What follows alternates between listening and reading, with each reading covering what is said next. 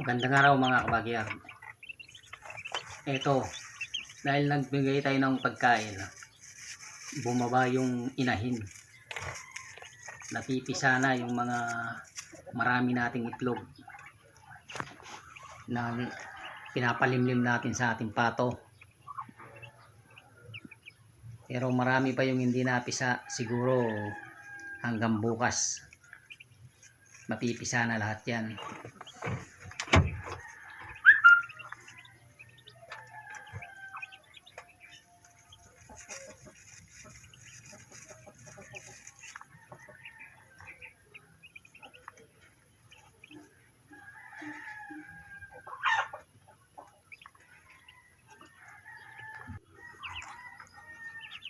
Dahil nakabili tayo ng konting feeds, bibigyan natin yung mga alagang manok at saka pato.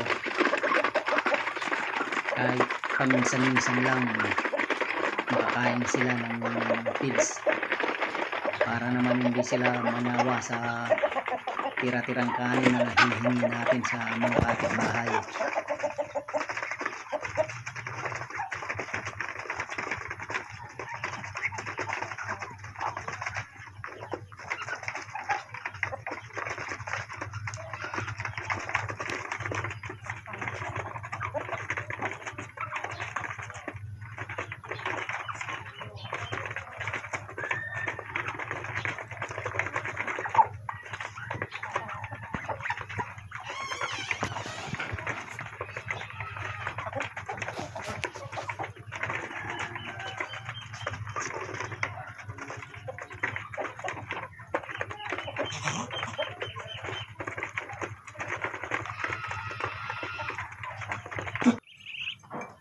Ito nga pala yung mga sisig natin na unang napisa mga kabagyar.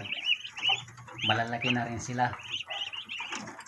Siguro mga 2 linggo pa makakawalan na rin natin sila. Isasama na natin sila sa mga nakagala.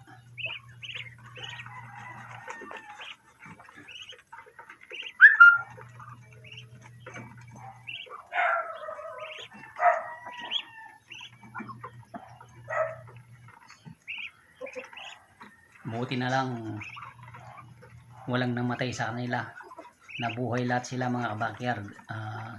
7 piraso.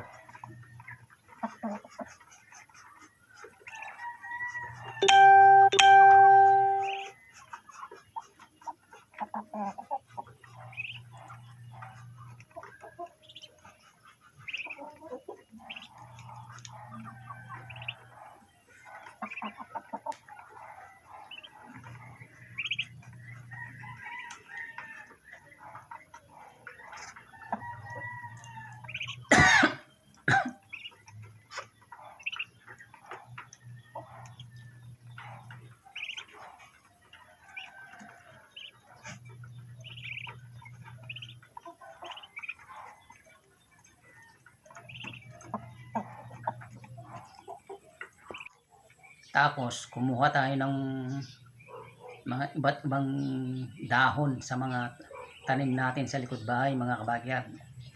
Dahon ng malunggay, dahon ng mulberry, dahon ng madre de agua. Ibibigay natin sa ating mga alagang kambing habang hindi natin sila pinapakawalan sa bukid. Tignan natin kung ano yung mas gusto nilang dahon para yun yung dagdagan natin na itanim pag dumating yung tag-ulan.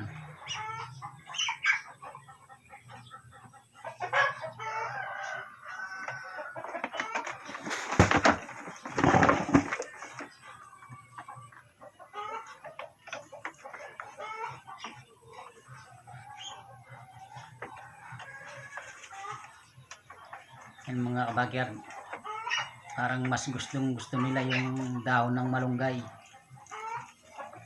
Mas maganda yan, healthy. Kahit sa ating mga tao, maganda yung dahon ng malunggay. Sila rin gusto nila yung dahon ng malunggay.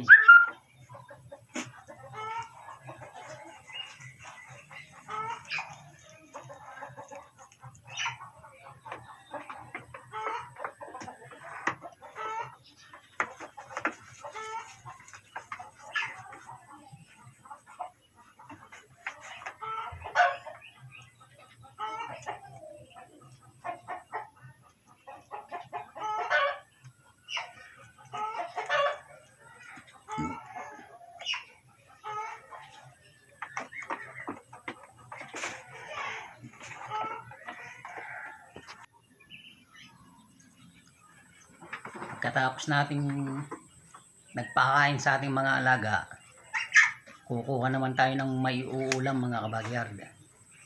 Ito yung dahon ng gabi. Kukunin na natin yung mga dahon ng gabi natin mga kabagyard kasi kinakain ng uod. Para mapatuyo natin.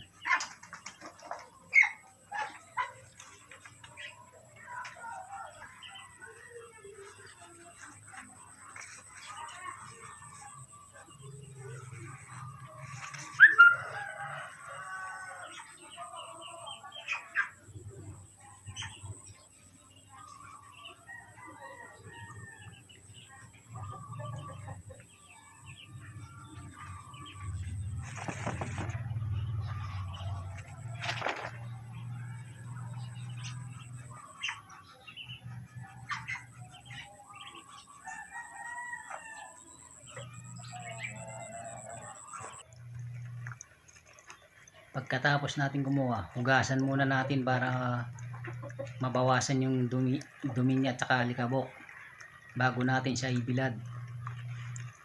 Maraming salamat sa panonood mga kabagyard. Paki-subscribe niyo po ako sa aking YouTube channel, Emmanuel Backyard Farming and Kitchen. Maraming salamat po.